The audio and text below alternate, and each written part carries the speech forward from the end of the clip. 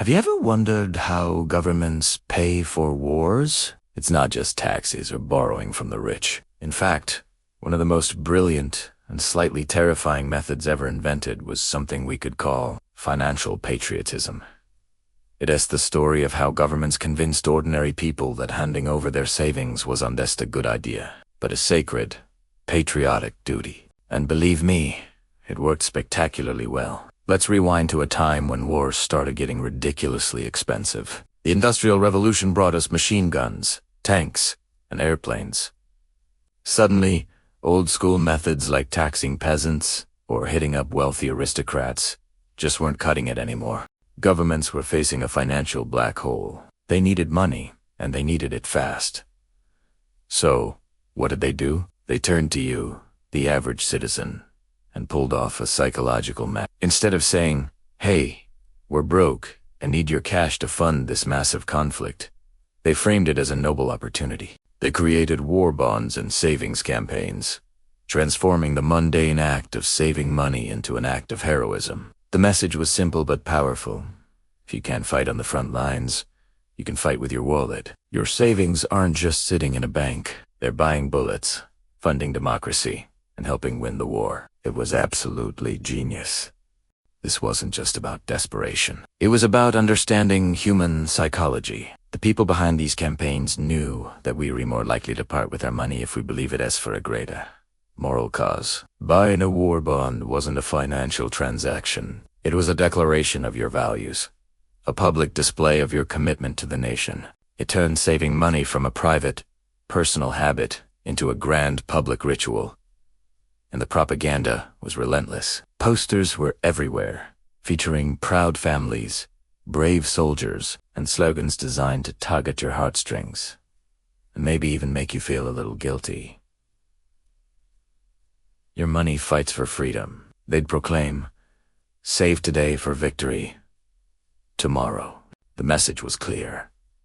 Not contributing was a failure of character. It was a subtle form of emotional blackmail, wrapped in a flag and it worked. People lined up, eager to buy their savings stamps and war bonds. What's fascinating is how this shifted the financial burden of war from the elite to the masses. But instead of feeling exploited, people felt empowered. They weren't just being taxed. They were being invited to participate, to be part of the national effort. Communities held competitions to see who could raise the most money. Schools proudly tracked how much children had contributed through their savings. Thriftiness, once a quiet virtue, was now a loud and proud patriotic performance. For governments, this was a double win. Not only did they get the money they desperately needed to avoid financial collapse, but they also forged a powerful bond between the state and its citizens. These campaigns fused personal finance with national identity. The act of lending money to the government became a habit, an ingrained part of what it meant to be a good citizen during a crisis.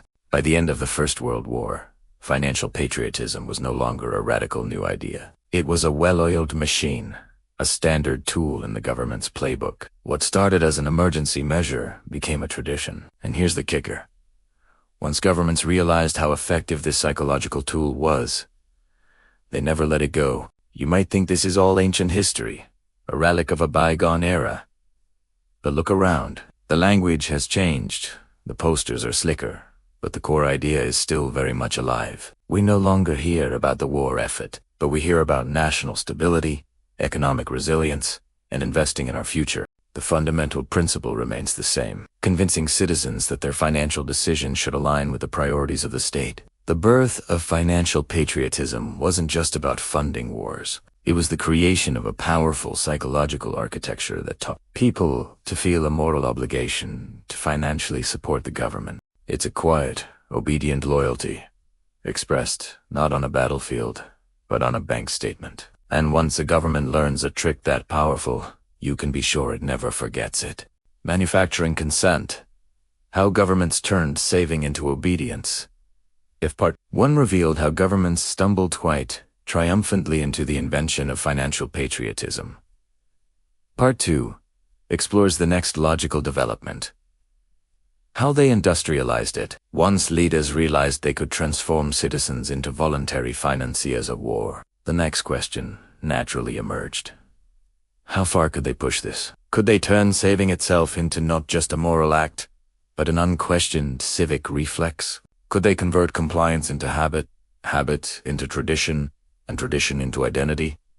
As it turns out, yes. Yes, they could. And they did so with an enthusiasm that would make even the most shameless advertisers blush. Governments discovered early on that persuading millions of citizens to willingly fund military operations required more than patriotic posters and sentimental slogans. It required a systematic, multi-layered mechanism to shape public consciousness. They needed people not just to buy bonds, they needed them to believe that saving money for the state was a fundamental expression of loyalty. And to achieve that transformation, they built a powerful machinery of persuasion equal parts propaganda, social pressure, moral engineering, and emotional manipulation. Let us begin with a central truth.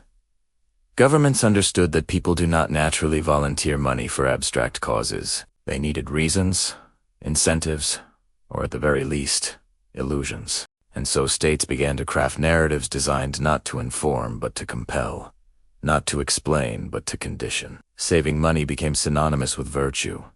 Spending became reckless. Questioning became unpatriotic. In other words, financial behavior, something that had once been personal and private, was now rebranded as a political duty. The machinery behind this transformation was vast. Schools became training grounds for miniature savers, teaching children that purchasing saving stamps was a sign of responsibility and love for their country. Teachers encouraged competition between classes, with charts tracking which students had sacrificed the most. Imagine the elegance of this idea, taking the most financially vulnerable members of society, children, and turning them into ideological ambassadors for wartime savings. Children went home and pressured their parents to contribute. No government decree could match the persuasive power of a pleading child with a patriotic assignment.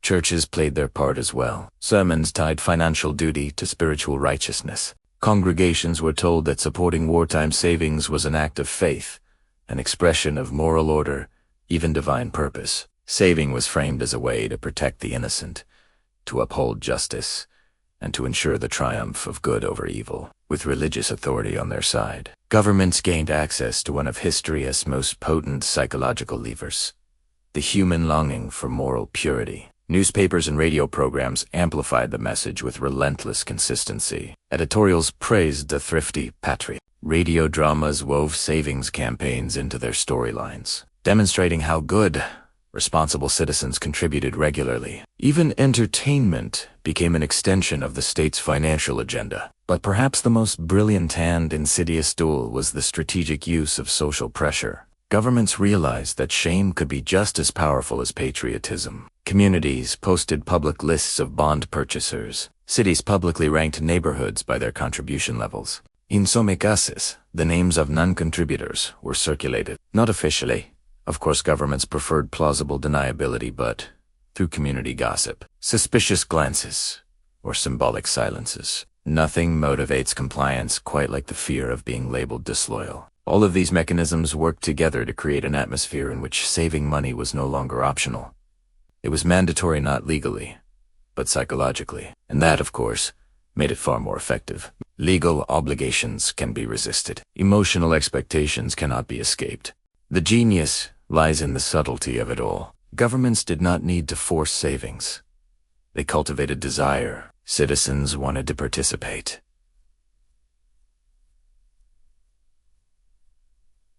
They wanted to belong. They wanted to demonstrate their loyalty through the purchase of war bonds, savings, stamps, and thrift certificates. It was a triumph of persuasion over coercion, an elegant dance between authority and obedience. To fully appreciate how deeply this psychological conditioning penetrated society, consider the transformation of language. Public discourse began to frame savings, not in economic terms, but in moral ones. Words like sacrifice, duty, courage, and loyalty became inseparable from the act of purchasing financial products. Campaigns portrayed saving as a way to protect the future, preserve freedom, and secure victory. The vocabulary of war fused seamlessly with the vocabulary of personal finance. In this linguistic alchemy, a savings bond was not a financial instrument. It was a weapon. A stamp was not a small purchase. It was a symbolic bullet. A contribution was not a loan. It was an act of devotion. This was not accidental.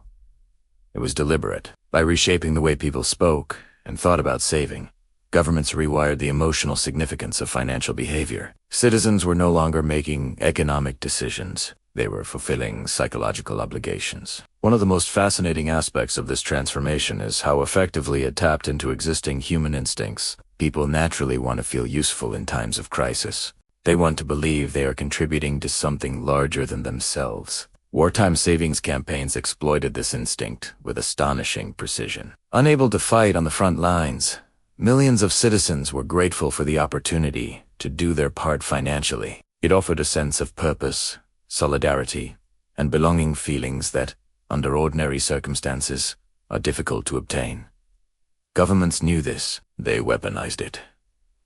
And they did so with a level of subtle mastery that modern marketing executives still admire. But let us not pretend this transformation was benign. Behind the patriotic messaging and emotional appeals, there was a cold, calculative logic. Savings campaigns were designed to extract maximum financial participation from the population with minimum resistance. They shifted the economic burden of war from institutions to individuals, from the wealthy to the working class, from the elite to the everyday citizen. And they accomplished this without ever acknowledging the imbalance. To question the campaign was to question the nation. To resist was to betray. When moral obligation and financial contribution become indistinguishable, dissent becomes psychologically impossible. And so, citizens complied. They saved more than they could afford. They lent money they would never have otherwise lent. They altered their lifestyles, cut spending, and embraced austerity not because they believed in economic discipline, but because they believed in patriotic duty. It worked astonishingly well. Governments raised unprecedented sums of money. Citizens internalized new financial habits. Societies adjusted their values to prioritize thrift and sacrifice. By the end of the campaigns, saving had become so deeply ingrained in the public psyche that even after the wars ended, the financial behavior remained. This is the silent triumph of wartime savings campaigns.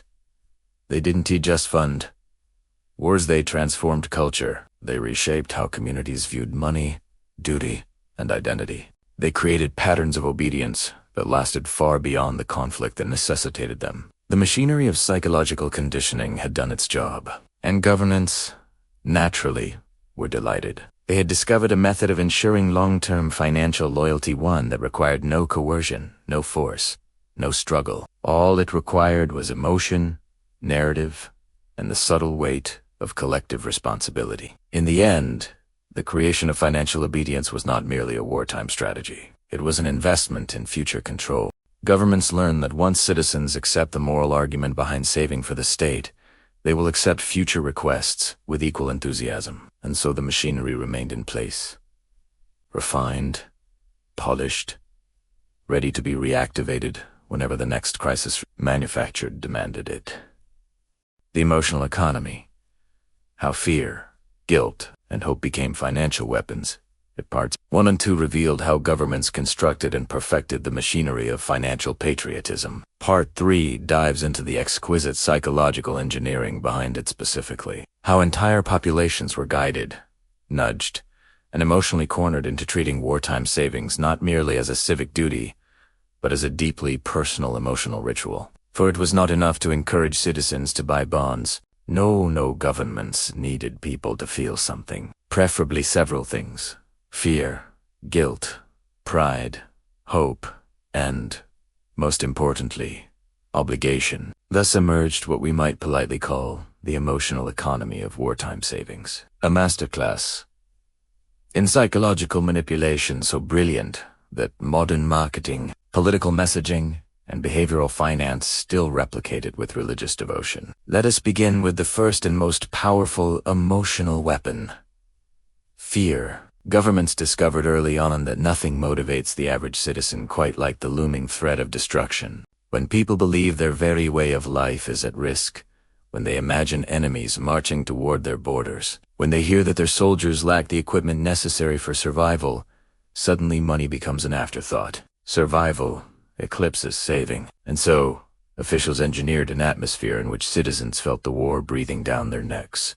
even if the front lines were thousands of miles away. Posters warned of invading forces that would ravage homes and uproot families. Radio broadcasts painted vivid pictures of what would happen should the public fail to contribute. Sometimes the descriptions were subtle. More often they were not. The message was unmistakable.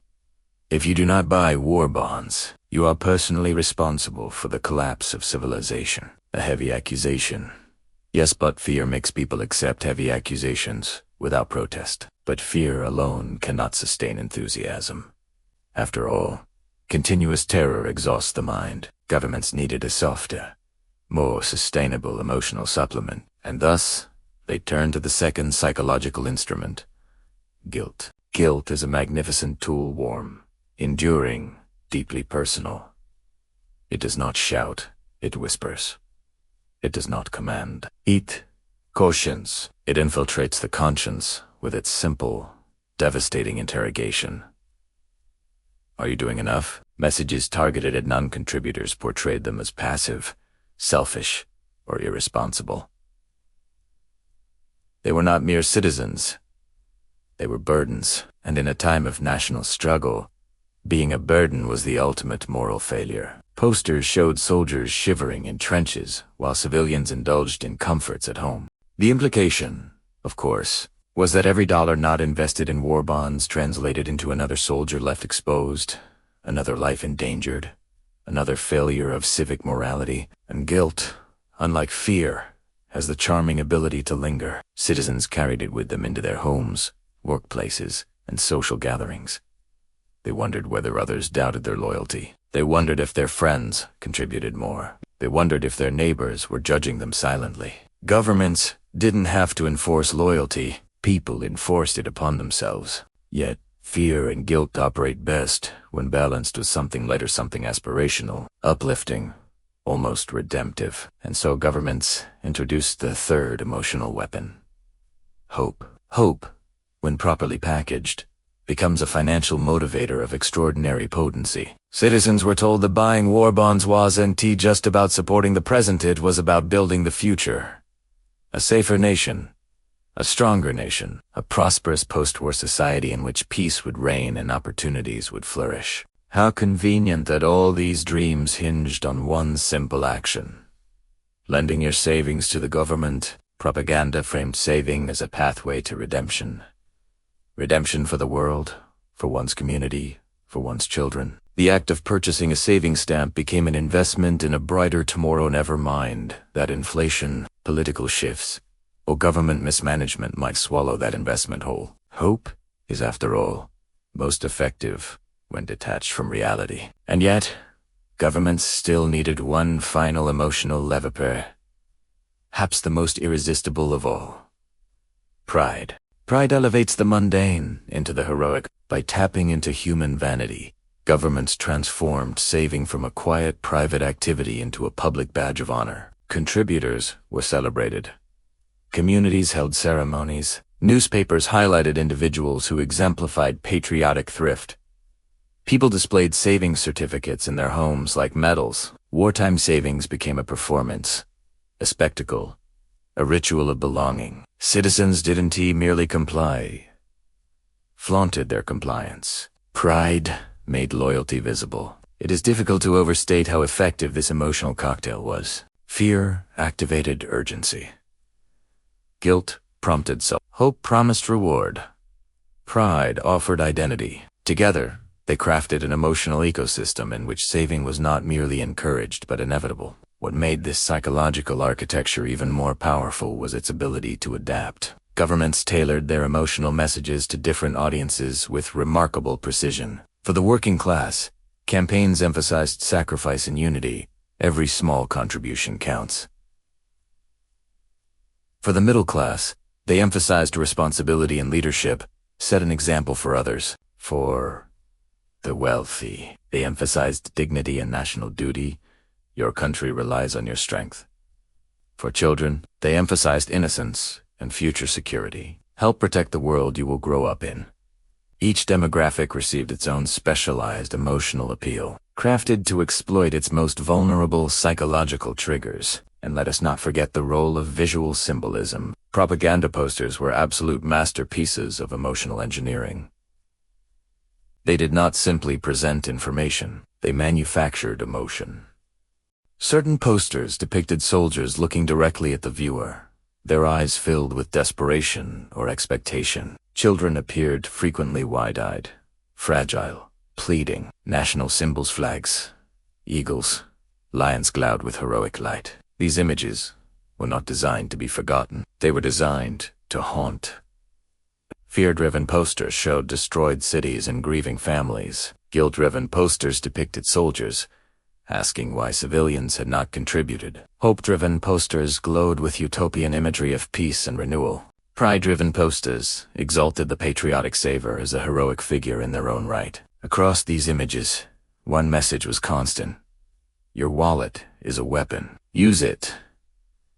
But perhaps the most astonishing aspect of this emotional architecture is that people rarely recognized it for what it was. They believed these emotions were their own. They thought they were choosing to save because they wanted to. They genuinely felt fear, guilt, hope, and pride, not realizing these feelings had been carefully curated by experts in persuasion. That is the true genius of wartime psychological conditioning. It did not force people to obey it, made them want to obey. And the impact was profound. As more citizens embraced the emotional economy of savings, societies began to rewire themselves. Financial behavior shifted across generations. Parents taught children that saving was synonymous with responsibility. Communities praised frugality as a civic virtue. Governments learned that emotional narratives could permanently alter collective behavior. This was no longer merely about funding war. It was about shaping culture. The emotional infrastructure built during wartime savings campaigns did not vanish after hostilities ended. It remained embedded in the public psyche, ready to be activated whenever needed. New crisis, economic depressions, geopolitical tensions, national security threats triggered the same emotional mechanisms. Governments deployed familiar narratives, and populations responded with familiar patterns of loyalty, fear, guilt, hope, pride.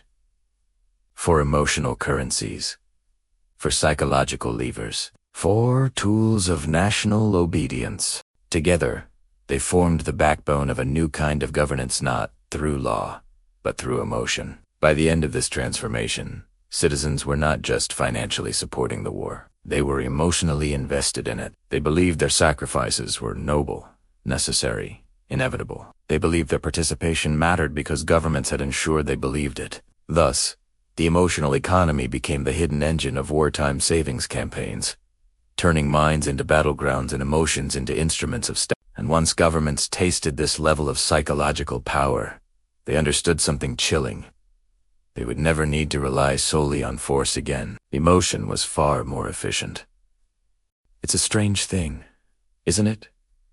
Almost poetic. How every so-called temporary measure a government introduces during a war just refuses to leave when the war is over. It's like that uninvited guest who says they only need a place for a week, but then quietly unpacks, settles in, and eventually demands their own key. There's no big farewell party, just a quiet shift from an emergency tool to a permanent fixture. And of course, governments insist it's all for our own good.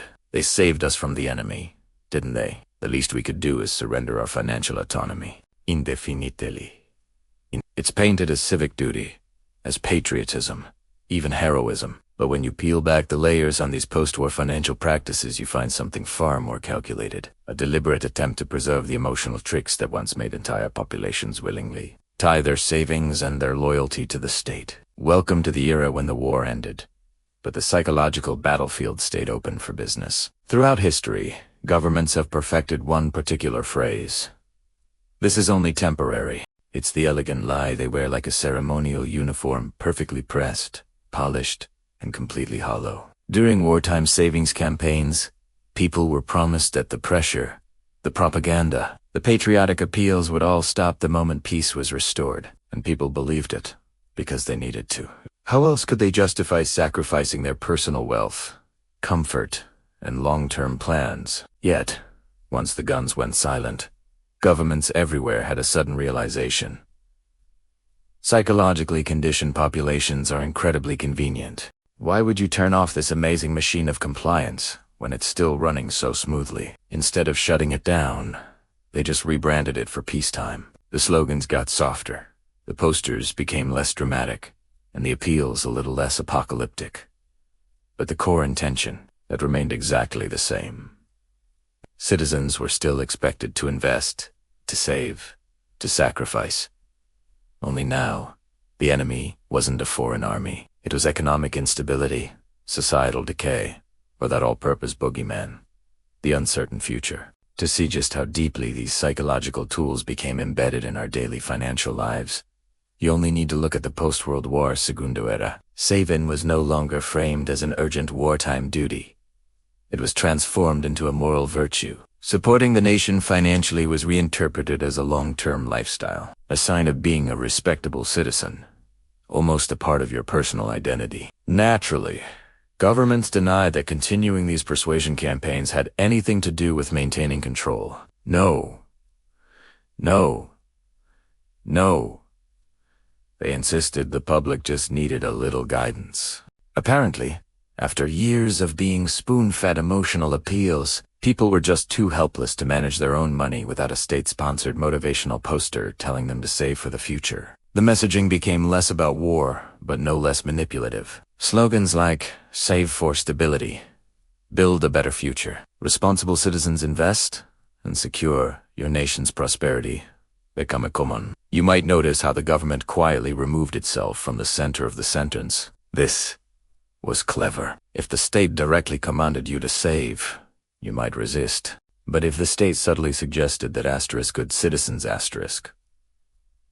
would want to save, then obedience becomes Why resist the government when you can just shame yourself into compliance? This is where the psychological brilliance of wartime campaigns truly came into its own. The government no longer needed to wave flags or scream about imminent danger. The conditioning was complete. The public had adopted saving as a patriotic reflex, long after the weapons had been put away. Governments absolutely adore predictability. A population that saves regularly, invests predictably, and complies willingly is far easier to manage than one that questions or deviates. Wartime savings campaigns had created exactly that. A public accustomed to following financial direction under the illusion that it was their own choice. And so, the system lived on. Annual national savings drives became normal. School programs teaching children the virtue of saving popped up everywhere, not just as financial education, but as a form of psychological grooming. Workplace savings schemes were introduced with an air of gentle, unavoidable common sense. Even tax systems evolved to reward those who behaved as they were instructed. What started as an emergency mobilization had blossomed into a cultural norm. The emotional strings once pulled to support wars now quietly directed ordinary financial decisions. Buying government bonds? Perfectly normal. Participating in state-sanctioned pension schemes? Responsible and respectable. Trusting the government with your long-term financial planning? Well, of course. After all, they saved the country once, surely they can handle your retirement fund. This manufactured trust became one of the most powerful, non-violent weapons a government ever developed. Here is the psychological trick at the heart of the post-war system. Citizens believe they are trading their financial loyalty for national stability. Governments benevolently accept this loyalty and promise, in return, to keep the economy safe. On paper, it seems like a fair deal. But if you look closer at the fine print, you'll see the stability is always conditional. The loyalty, however, is demanded continuously. We were taught that responsible people save, but, more importantly, that responsible people save in government-approved ways. Anything outside that narrow path was viewed as socially suspect, risky, irresponsible, even selfish. Governments rarely had to enforce this system directly because social pressure did most of the work for them. The emotional foundation built during the war duty sacrifice. Collective identity became the scaffolding for a long-term structure of financial obedience. People didn't question it, they internalized it. What was once a mobilization technique became a national habit. Even decades later, The emotional fingerprints of these wartime savings campaigns are still visible in our financial culture today. The techniques were just too effective, too deeply embedded, to ever really fade away. Think about these lingering psychological elements. First, there's the fear of instability. Governments once used the fear of invasion. After the war, they just swapped the threat. Recession, inflation, unemployment, foreign competition. The emotional impact, that feeling of unease, stayed the same. Second, saving became moralized. We still associate saving money with being a good person, disciplined, responsible. A good citizen even, though much of that association was originally engineered for wartime compliance. Third, we have this deep-seated trust in government-backed financial products. Wartime bonds created a lasting precedent. People continue to see government-issued investments as safe, even when the evidence might suggest otherwise. And fourth, our identity is tied to loyalty. Citizens once proved their patriotism by funding the war. Now, we prove our responsibility by participating in state-endorsed economic programs. The war ended. The psychology stayed. The government didn't need new tools because the old ones still worked perfectly. Of course, this transformation didn't happen out in the open. It happened through a slow, deliberate integration into the machinery of the state. Schools introduced savings education. Tax policies were designed to reward compliant behavior. Advertising campaigns normalized state-backed investments. Financial institutions partnered with governments. National savings weeks became recurring events. Pension systems were built around centralized structures. All these pieces formed a maze of helpful, protective, and rational systems that perfectly preserve the wartime psychology of loyalty. The brilliance of it is hard to deny. If the campaigns had just been abandoned, the emotional momentum would have faded. People would have gone back to their own financial priorities. Instead, the systems evolved into something so permanent that citizens were told they had chosen them freely. The greatest triumph of these techniques is that the population now believes it acts independently. After the war, governments eased up on the propaganda, relaxed the messaging, and replaced the overt emotional manipulation with softer cultural norms. To the average person, this looked like freedom. But freedom built on conditioned impulses isn't really freedom at all. It's just reinforcement, disguised as autonomy. Governments no longer needed to ask, "Will you invest in victory?" They could now simply say, "Responsible adults plan for the future." And people obeyed not because they were told to, but because it had become part of their identity. This is the ultimate psychological victory, when the population enforces the government's preferences without ever being asked. In the grand theater of history, wartime savings campaigns weren't just financial tools. They were psychological experiments, social engineering projects, and emotional conditioning systems. And once they were perfected, governments simply refused to let them go. The war ended. The bombs stopped. The soldiers came home. But the psychological loyalty, that stayed right where it was polished, preserved, and repurposed for a new era of governance. In other words, the greatest legacy of wartime savings campaigns wasn't victory. It was obedience. And governments learned long ago that obedience, once you cultivate it, is far too valuable to ever discard. Welcome to part 5 of our series. If you thought wartime savings campaigns were just a history lesson, think again. They were the beta test, the grand experiment. Today, we're living in the polished, digitized, resultant era where governments don't need bombs or battlefield heroics to command your financial loyalty. They've simply upgraded the system. The old wartime posters, they've evolved into algorithmic nudges on your phone. Those patriotic slogans shouted at rallies, they've been replaced by sleek, minimalist fintech dashboards that gently remind you to behave. Instead of generals barking orders, you get push notifications. The war is long gone, but the psychological conditioning is more efficient than ever. Let us start with a truth that might make you uncomfortable.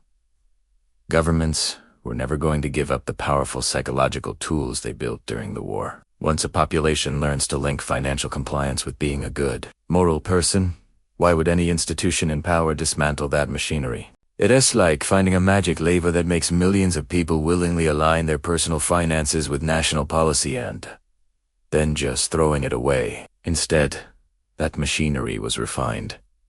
It was sharpened. It was dressed up in modern, stylish clothing and handed back to you disguised as personal financial empowerment. The real genius is in the disguise. We no longer see government-directed saving as an act of loyalty to the state. We see it as an act of self-care. And that, right there, is psychological manipulation in its final, most sophisticated form. Wartime campaigns relied on being physically present and loud. Posters, speeches, community parades, the theatrics, had to be over the top because the tools were crude. Today, the government barely has to whisper. The digital world does the whispering for it. Every financial app, every automated savings feature, every government bond option embedded in your banking portal is a quiet continuation of the exact same system. But now, it's frictionless. It's invisible. It's seamlessly woven into the fabric of your daily life.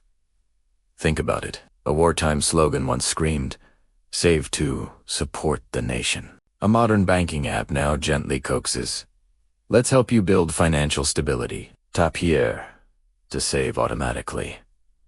The words have changed, but the emotional mechanism, the feeling of doing the right thing is identical. What's truly remarkable is that we now celebrate this. We love the convenience. We thank the algorithm for reminding us to stash away a piece of our paycheck. We feel proud of our discipline, completely unaware that this very discipline was engineered into our culture decades ago by campaigns designed to keep nations solvent during times of crisis. It's not that we don't have free will, it's that our choices have been gently shaped into a predictable pattern that governments find incredibly convenient. In modern times, the manipulation has become far more subtle. Governments no longer command you. They curate your options. They present choices in such a way that one path appears responsible, stable, and smart, while all the others feel reckless, unwise, or even socially irresponsible. This is classic behavioral economics, but with a delicate authoritarian twist you might not even feel. For example, want to save your money privately? Sure, you can do that, but you'll probably get fewer tax benefits. Want to invest in government bonds? Fantastic choice. Here's a tax incentive, a heartwarming TV commercial, and a picture of a smiling retiree on a brochure to encourage you. Want to opt out of the system entirely? You can, but society might just label you as financially illiterate. The choice is technically yours. But the framework surrounding that choice, that belongs entirely to the state. This is how modern governments maintain wartime levels of control without needing wartime levels of force. They don't have to demand your loyalty. They just design your choices until loyalty becomes the most appealing and logical option on the menu. Perhaps the most twisted legacy of these wartime campaigns is how they turn financial loyalty into a part of our personal identity. During the war, loyalty was public. It was measured by how visibly you supported the nation. Today, that loyalty has been internalized. It is measured by whether you consistently choose the responsible financial path that policymakers have laid out for you. And modern society amplifies this through our favorite arena of self-display, personal branding. Financial influencers on social media now preach saving habits that just so happen to align perfectly with government-endorsed behaviors. They package it as wisdom, as a lifestyle choice, as self-improvement. Public financial literacy campaigns today draw directly from the old wartime playbook, but they're cloaked in pastel colors and soft, calming voices. The message, however, is the same. Good people save. Good people invest in the nation's future. Good people follow the system. Where wartime ads used fear and patriotism, modern campaigns use self-esteem and aspirational identity. Both achieve the exact same result. A population that feels a moral obligation to follow the status-preferred financial path. Now, it would be unfair to say all modern financial systems are sinister. Many of them genuinely help people build stability and wealth. But the line between helpful guidance and psychological conditioning gets fainter every single year. Just look at the landscape. Automatic enrollment in retirement systems, mandatory national savings schemes in some countries, The rise of government-issued digital currencies, and algorithmic nudges designed to protect you from making bad financial decisions. All of this is built into our tax systems and taught in our schools as universal truth. Each component is presented as a tool for your benefit, and in many cases, itarguablis, but when you step back and look at the whole architecture, it looks eerily familiar. It is a sophisticated update of the same wartime techniques that ensured people aligned their personal finances with national objectives. The emotional foundation, our fear of instability, our desire for safety, the pride we feel in being responsible remains the same. Only the user interface has changed. This has led to the emergence of what can only be called digital patriotism. It's a sense of national loyalty expressed not through military service or wartime sacrifice, but through quiet, continuous, and clicked-on financial compliance. You don't need to wave a flag anymore. You just need to click agree. You don't have to attend a rally. You just have to set up automatic savings. You don't have to endure rationing. You just have to accept an algorithm's friendly recommendation. The drama of wartime unity has been replaced by the sterile efficiency of button clicks. But psychologically, the effect is shockingly similar. A population aligned with national economic stability, driven by a sense of personal responsibility that was engineered with far more subtlety than any general with a megaphone could ever muster. This brings us to the most significant revelation of all. Modern governments no longer need a war to activate mass financial cooperation. They've discovered a much cleaner, more permanent method: continuous psychological reinforcement. War was messy. It was unpredictable. It demanded immense sacrifice. But this new form of psychological loyalty, it just demands consistency. Through decades of cultural reinforcement, we've been taught to equate financial compliance with personal virtue. The war ended, but the value system it created never did. Governments learned they didn't need the fear of an enemy invasion to motivate people. They just needed to remind us of economic uncertainty. That threat alone is enough to maintain the entire behavioral structure. Uncertainty is the new battlefield. Saving is the new patriotism, and financial loyalty is the new normal. And so we arrive at the quiet, unsettling truth. The psychological loyalty cultivated during wartime never disappeared. It just evolved into a gentler, quieter, more sophisticated system that runs in the background of our lives. You may believe your financial decisions are entirely your own personal, rational, and free, but the shadow of that wartime conditioning still lingers. It's in our tax system. It's in our apps. It's in the social norms we follow and the lessons we're taught. It's in the very language we use to describe responsible financial behavior. You are no longer saving for the war, but you are still saving in the exact way the governments once carefully engineered you to. And because the system is now smoother, quieter, and far more elegant, you barely notice the legacy you've inherited. The wartime savings campaigns may have ended on paper, but their psychological victory is eternal, endlessly replicated, digitally updated, and socially normalized. The war is over, but the loyalty, that remains, disturbingly, forever.